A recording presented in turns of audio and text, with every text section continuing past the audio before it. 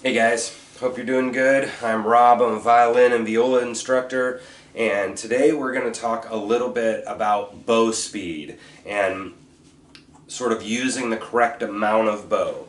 So when we're talking about things like tone, what I've noticed is there's obviously a couple things to deal with when you're dealing with tone. The big one that everybody sort of I think focuses on is the pressure, is putting down enough force but not too much. And then obviously you can sort of like slide all over the string. That will affect tone. But one thing that I've been noticing with my students lately is how much bow speed they're using and the amount of bow that they're using. So a lot of times they'll do stuff like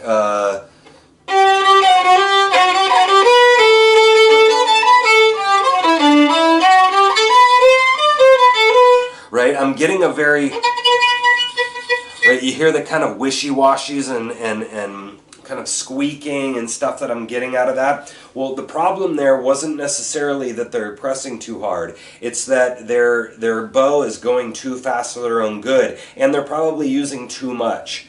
And so one of the things that I've noticed is that in orchestras, I think the teachers see so much like they see zero effort from the kids. So I think they're constantly saying use more bow, and that's, I don't really even like that phrasing. Like, what does that even mean? More, does that mean press harder? Does that mean longer? So I think people are overcompensating, and so for example, 7th, 8th grade, by the time they get to me in the lessons, they're used to just using an insane amount, right? So there's a lot of times where you will be using a lot of a good distance and going all the way from the tip to the frog or whatever. So I always use maybe something like Summer of the Rainbow, right?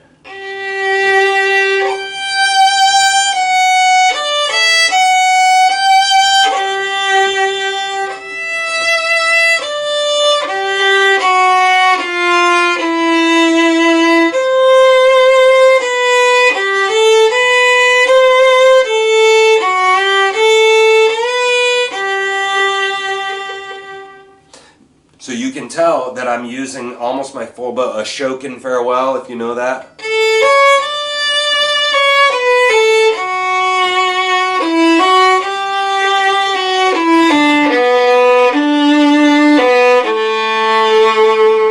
Right, so you can tell a couple times I'm getting all the way to the frog and all the way to the tip. When I play songs like that, a lot of bow sounds kind of good. But notice what I was doing with my speed there, right? So even when I'm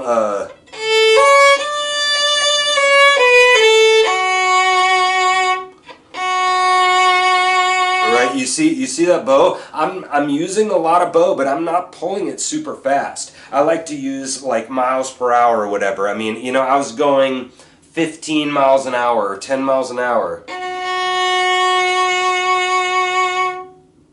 Right? So a lot of times people are pulling too fast a bow. And what that does is you can't get down into the string enough. You can't grab, you can't grab on the string when you're flying all over the top of it, right? You're not really getting down in the string. So for even when you're using a lot of bow, sometimes it's okay to slow it down. Right?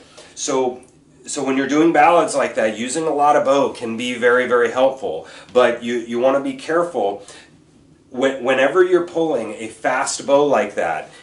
The fact that it's going so fast, you're going to have to kind of give it a little bit more oomph or a little bit more strength in order to keep that bow in the string enough so it can grab. But as soon as you slow down your bow, you're going to have to kind of adjust your weight with your speed and your distance, really. If you're pulling a fast bow, you're going to need a little bit more weight. But as soon as you slow your bow down, you're going to have to adjust this weight and probably back off a little bit on the string. If you use the same amount of, let's say, like pounds of pressure, right? I'm just throwing out a stupid number. But if you use like 20 pounds of pressure on this speed, on like 40 miles an hour, as soon as you slow down to like 10 or 20 miles an hour, you're gonna have to pull that down to like 10, pounds of pressure, 5 pounds of pressure to keep the same amount of glide on and grab on your string, right? So slowing the speed down, you're going to need to back off. Now, I've noticed when people use so much bow, it's really difficult a lot of times for them to slow down. And so you might be surprised, especially when you're doing anything fast, that you're going to obviously have to, as soon as Bach Double, for example.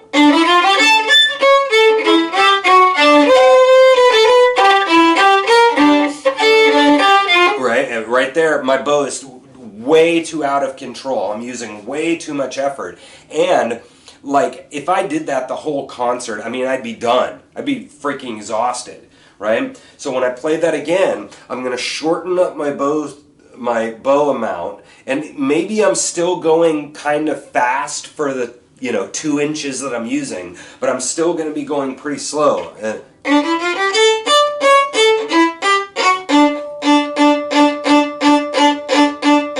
Right? I'm literally using like 1 inch of bow.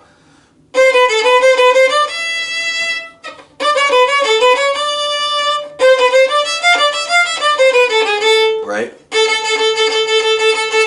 Right? I'm using hardly any distance of bow right there.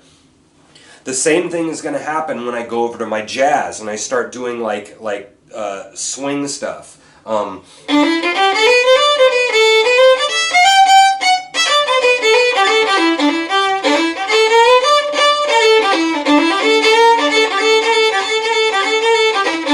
Right? You'd be really surprised at the efficiency that I can use by only using like 1 or 2 inches of bow. And so slowing all that stuff down is going to really help your tone. Your tone, and it's also going to help your speed as well. When you start using too much bow, it is very easy to slow down.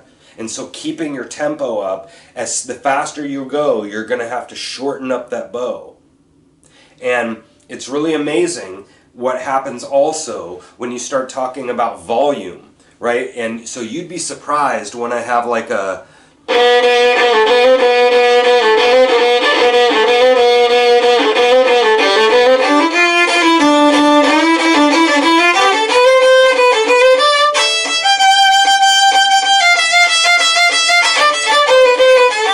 Right? You'd be surprised, even...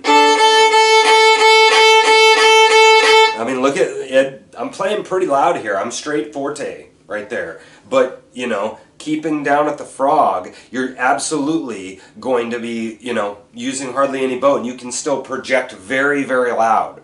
So I think people think that using a ton of bow is the only way to get a forte, and that's not true at all. You need to concentrate all of your weight into that one kind of little spot there, and you're going to be, only pulling 1 or 2 inches, but you're going to be concentrating all of your power right in that one spot. So all of this kind of stuff happens a lot when we're playing, think like a gospel song, Circle Be Unbroken.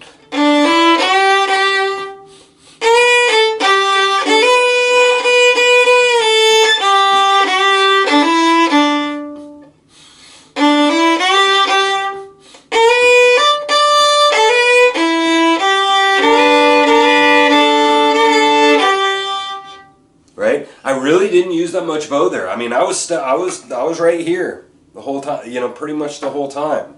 And so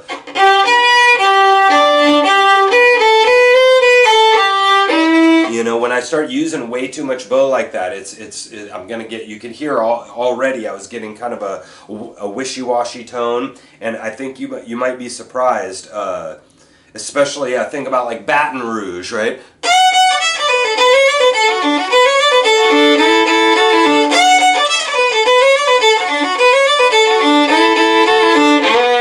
Right? When I'm playing any kind of country stuff or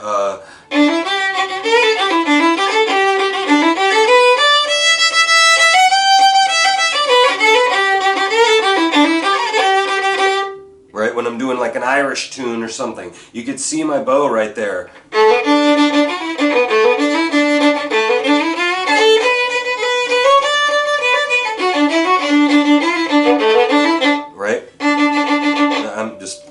stuck right in the middle, right?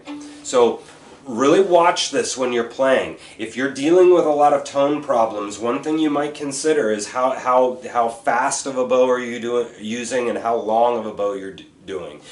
I found that at least recently, a lot of my students are probably using too much rather than too little, and so you just might check that out. If you're hearing that bouncy stuff, you might slow down your bow speed, and I bet you'll have a lot of success.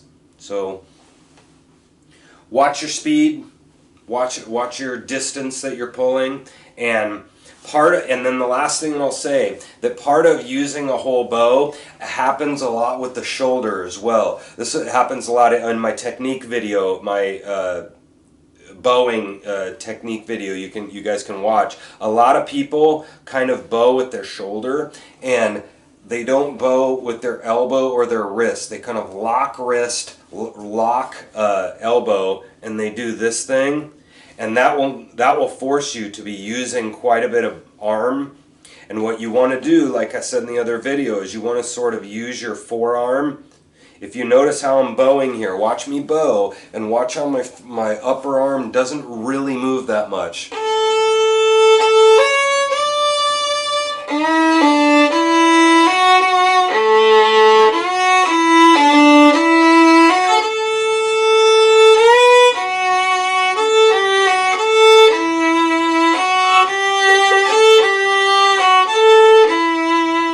You want to really use a lot of your forearm, and I think doing that helps you keep the speed down. As soon as you start doing this stuff, it's really easy to go up to that 30, 40, 50 miles an hour with your bow. But as soon as you start using a lot of your wrist, I think the dragging on the string will help you keep that speed down and let you keep your bow deep in the string and get a great pull out of your string, right?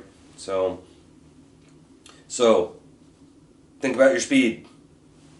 Go practice. So I'll see you guys later. That was the end of the video. Hope you enjoyed that. If you like what you saw, click that like button, and if you want to hear some more videos out of me, click that subscribe. I really appreciate it. I got clips of me playing on my channel, and some reaction videos, some interviews I've done, and more videos like this tutorial. So go check this out, and I'll see you guys later.